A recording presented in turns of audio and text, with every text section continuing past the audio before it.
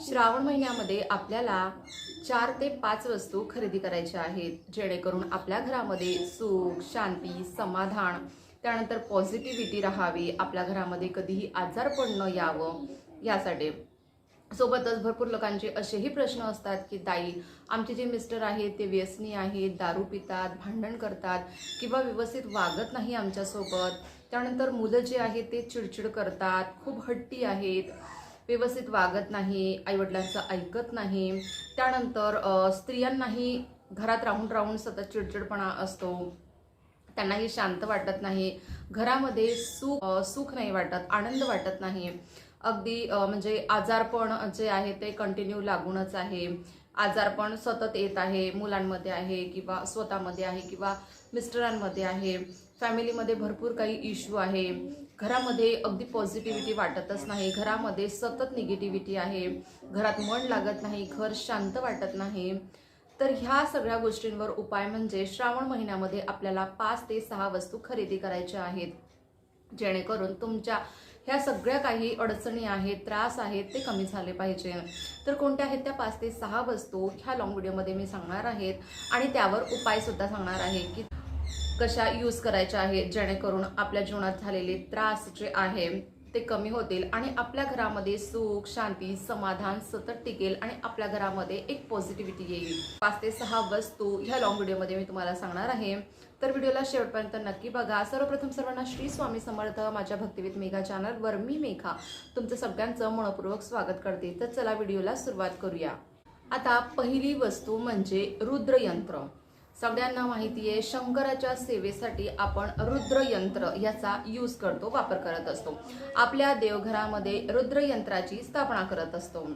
तर भरपूरसे जे लोक आहेत त्यांच्या घरामध्ये रुद्रयंत्र आहे, पण अशा भरपूरशा लोकांना माहिती नाहीये की रुद्रयंत्र म्हणजे काय. त्यानंतर रुद्रयंत्राचे भरपूर असे फायदे आहे. श्रावण महिना सुरू आहे, सगळेजण अगदी आतुरतेने श्रावण महिन्याची वाट बघत असतात. तर श्रावण महिन्याला सुरुवात झालेली आहे. तर श्रावण महिन्यामध्ये आपल्याला ज्या वेळेस आपण श्रावण सोमवारी अभिषेक करतो शिवलिंगावर, त्याच वेळेस आपल्याला रुद्रयंत्रावर सुद्धा अभिषेक करायचा आहे, त्याची पूजा करायची आहे मनोभावे. आता रुद्रयंत्राला स्थापन केल्यानंतर त्यावर नेहमी आपल्याला हळद टाकायची आहे, सतत हळद टाकून ठेवायची आहे रुद्रयंत्रावर. रुद्रयंत्राला आपण स्थापन करायच्या वेळेस त्याच्या खाली एखादी छोटीशी प्लेट ठेवायची आहे. कोणतेही देव आपल्याला देवघरामध्ये खाली ठेवायचे नाही, त्यावर आसनवर ठेवायचे आहेत. अगदी छोटे छोटे सुंदर सुंदर आसन मिळतात, त्या आसनावर स्थापन करा किंवा छोटे छोटे टेबल्स असतात त्याच्यावर ठेवा, किंवा जे रुद्रयंत्र आहे ते आपल्याला एका प्लेटमध्ये ठेवायचं आहे आणि त्यावर हळद टाकायची आहे. हळद टाकल्यानंतर आपल्याला रुद्राक्षाची माळ येते, ती 108 मण्यांची असते, किंवा तुम्ही 11 किंवा 21 मण्यांची सुद्धा घेऊ शकता आणि ती रुद्रयंत्राभोवती आपल्याला अशी गोल टाकून ठेवायची आहे.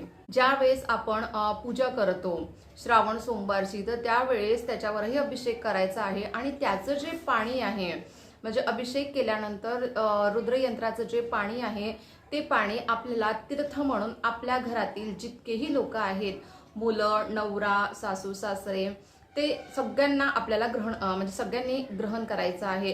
ह्या पाण्याचे अद्भुत असे फायदे आहेत. ह्या पाण्याचा सतत म्हणजे ह्या पाण्याला जर तुम्ही सतत ग्रहण केलं तर जे नवरा आहे त्याचं व्यसन सुटेल, मुलांचं चिडचिडपण कमी होईल आणि आपल्या घरामध्ये सुख, समाधान, आनंद आणि पॉझिटिव्हिटी तयार होईल. आता दुसरी गोष्ट म्हणजे शिवलिंग. बघा, देवघरामध्ये आपल्या देवघरामध्ये जे आहे 4 ते 5 मूर्त्या आवश्यक असाव्या. पहिला म्हणजे गणपती. आपल्या देवघरामध्ये गणपती असणं फार आवश्यक आहे. दुसरी गोष्ट म्हणजे अन्नपूर्णा माता. तिसरी गोष्ट म्हणजे आपल्या कुळदेवाची मूर्ती. तुमच्या घरात जेही कोणती कुळदैवत असतील त्या देवांची मूर्ती आपल्याला घरात ठेवायची आहे. त्यानंतर अन्नपूर्णा माता, हे 4 ते 5 देव आहे. त्यानंतर बाळकृष्ण. आता बघा, शिवलिंगाचीच आपल्याला आपल्या घरामध्ये पूजा करायची असते. आपल्या मंदिरामध्ये आपण शिवलिंगाचीच पूजा करत असतो. मूर्ती स्वरूपामध्ये म्हणजे शंकरजीची पूजा केली जात नाही. म्हणजे आपल्याला मूर्ती किंवा फोटोमध्ये जर शंकरजी असेल तर अशी फोटो किंवा मूर्ती आपल्याला आपल्या देवघरामध्ये ठेवायची नाही. आपल्या घरामध्ये आपण शिवलिंगाचीच पूजा करतो, म्हणून शिवलिंगच आपल्याला घ्यायचं आहे आणि शिवलिंगावर नाग सुद्धा नको. फक्त साधी शिवलिंगाची जी पिंड असते तीच पिंड आपल्याला पूजेमध्ये यूज करायची, वापरायची आहे, त्याचीच आपल्याला पूजा करायची आहे. शिवलिंगाचे वेगवेगळे प्रकार सुद्धा आहे. एक साधं शिवलिंग असतं जे पितळचं येतं, पंचधातूचं शिवलिंग येतं, त्यानंतर गोट्याचं सुद्धा शिवलिंग मिळतं. तर घरामध्ये जर तुम्ही देवघरामध्ये जर यूज करत असेल तर जास्तीत जास्त आपण पंचधातूचं किंवा पितळीचं हे दोनच शिवलिंगाचा यूज केला जातो. त्यानंतर एक पुन्हा तिसरं शिवलिंग आहे, ते म्हणजे पारद शिवलिंग, जे खूप असं म्हणजे महाग पण मिळतं ते शिवलिंग. आणि त्याचे जे फायदे आहेत ते म्हणजे अद्भुत असे आहे. खूप कमी ठिकाणी हे शिवलिंग मिळतं, पारद शिवलिंग, आणि त्याचे फायदे सुद्धा अद्भुत आहेत. जर तुम्हाला पारद शिवलिंग जर कुठे मिळत असेल तर तुम्ही तिथून ते घेऊन त्याची पूजा अर्चना, त्याची स्थापना करून घ्या, जेणेकरून म्हणजे तुम्हाला त्याचा अद्भुत असा फायदा मिळेल. जर तुमच्याकडे रुद्रयंत्र नसेल तर तुम्ही जे साधं शिवलिंग असतं त्याच्यावर सुद्धा आपण अभिषेक करत असतो. तर अभिषेक केल्यानंतर त्याचं जे पाणी निघतं अभिषेक केल्यानंतर, तर ते पाणी सुद्धा आपण तीर्थ म्हणून आपल्या घरातील प्रत्येक व्यक्तीला द्यायचं आहे. आणि एक सर्वात महत्त्वाची गोष्ट म्हणजे आपण श्रावण सोमवारी किंवा इतर कोणत्याही सोमवारी शिव मंदिरात जायचं आहे आणि आपल्या शिवलिंगावर अभिषेक करायचा आहे. साधा पाण्याने जरी केला तरी चालेल.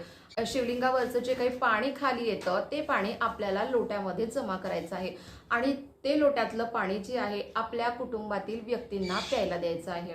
तर याचा अद्भुत असा फायदा आहे. जर तुमच्या जीवनामध्ये पितृदोष लागला असेल, ग्रहदोष असेल, कालसर्प योग पण असतात भरपूरशा जणांच्या कुंडलीमध्ये, ह्या सगळ्या गोष्टी जर तुम्ही केल्या, रुद्रयंत्रावर आपण अभिषेक केल्यानंतर जे काही पाणी निघतं ते पाणी सुद्धा जर आपण ग्रहण केलं तर आपल्या कुंडलीमध्ये जे पितृदोष आहे किंवा ग्रहदोष आहे ते कमी होण्यास मदत होते, किंवा म्हणजे भरपूर असा लाभ सुद्धा होतो ह्या गोष्टींमुळे. आणि आपल्या कुंडलीमधले जे काही ग्रहदोष आहे, पितृदोष आहे ते कमी होतात किंवा निघून जायला सुद्धा सुरुवात होत असते. पुन्हा आपल्याला आणखी एक दोन गोष्टी विकत घ्यायच्या आहे, त्या म्हणजे आपला जो मुख्य दरवाजा असतो, ह्या मुख्य दरवाजावर आपल्याला काही चिन्ह लावायचे असतात. ते चिन्ह म्हणजे तुम्ही त्रिशूल लावू शकता, त्यानंतर तुम्ही ओमचं चिन्ह लावू शकता आणि स्वस्तिक. असं म्हणतात की त्रिशूल, ओम आणि स्वस्तिक हे ब्रह्मा, विष्णू आणि महेश ह्या देवांचं प्रतीक आहे. तर ह्या तिन्हीमधून जर तुम्ही तिन्ही लावले असेल तर अतिउत्तम. जर तुम्ही 3 लावणं शक्य नसेल तर एक एक करून विकत घेऊन या आणि नक्कीच लावा. किंवा जर एका वेळेस 3 लावले तरी चालेल, किंवा 3 मधून जर तुमच्याकडे एक कोणतंही शुभचिन्ह असेल तर ते लावा. ते लावल्यामुळे आपल्या घरातील निगेटिव्हिटी ही कमी होत असते. त्यानंतर आपला जो मुख्य दरवाजा असतो, ह्या मुख्य दरवाजाच्या दोन्ही बाजूला शुभ आणि लाभ हे दोन्ही शुभचिन्ह असायला हवे. त्यानंतर जे सूर्य असतो, तांब्याचा सूर्य सुद्धा आपण आपल्या दरवाजाच्या बाहेर लावायचा आहे. याने आपल्या घरामध्ये निगेटिव्हिटी कमी येत असते. त्यानंतर आपला जो मेन दरवाजा आहे, त्या मेन दरवाजाला लक्ष्मीची पावलं नक्की लावा. तुम्ही चांदीची लावा, पितळीची लावा किंवा प्लास्टिकची लावा. अगदी 5 ते 10 रुपयामध्ये मिळतात आणि त्याची आपल्याला रोज लक्ष्मीच्या पावलांची पूजा करायची आहे. त्यानंतर एक सर्वात महत्त्वाची गोष्ट म्हणजे बघा, आता सण सुरू झालेले आहेत. तर सण ज्यावेळेस आपल्याकडे सुरू होत असतात तर आपण आपल्या घराला, आपल्या देवघराला खूप सुंदर पद्धतीने सजवतो. तर त्यामध्ये सर्वात मुख्य गोष्ट म्हणजे आपला मुख्य दरवाजा. तर मुख्य दरवाजावर आपण नेहमी तोरण लावतो. नेहमी आपण आंब्याच्या पानाचं, फुलांचं असंच तोरण लावतो आणि आजकाल आर्टिफिशियल सुद्धा खूप सुंदर सुंदर तोरण निघालेले आहेत, ते तर लावाच.